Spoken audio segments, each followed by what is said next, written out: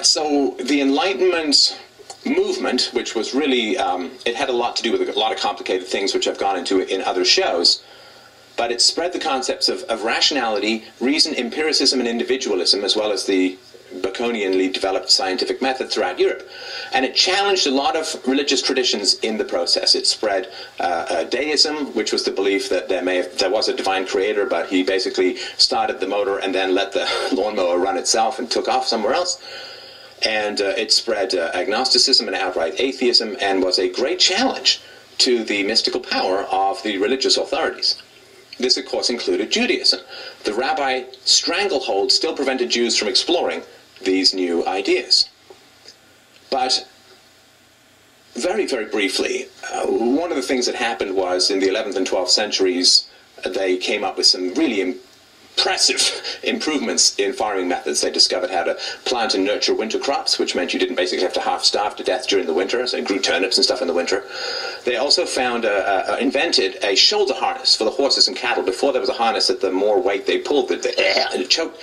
So the shoulder harness allowed them to pull more plows and so on to dig the crops deeper, keep them safer from birds. So in some places in Europe, you saw a 5 to 10 to 15-fold times increase in crop production, and this meant fewer people were needed on the farms, and it also produced and provided the excess food that is necessary for the development of cities. When you start developing cities, you lay down the potential for industrialization, because you have an excess labor force, some of whom are there voluntarily because they are not needed on the farm, and some of them are there involuntarily because their lands would be basically stolen by aristocrats during the enclosure movement. Now, when you start to have the growth of the cities, you start to get the growth of the intellectuals, you revive book culture, and there was a refocus and re-emphasizing on the Greco-Roman texts of law and philosophy that had been lost to the West and held by the Muslims for many centuries.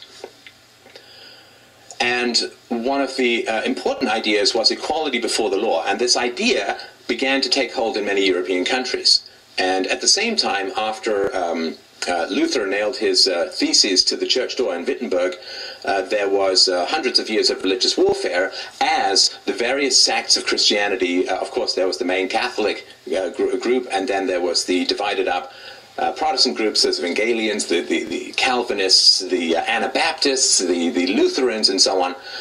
And they all tried to gain control of the state in order to impose their will on others. And this is where the separation of church and state basically came from, was after hundreds of years of a general religious slaughterhouse and pretty much seppuku by religion on the part of the Western states. They began to think of maybe we should have a separation of church and state. And the same thing will happen eventually once we suffer enough for the separation of state and economics, but that's perhaps a topic for another time.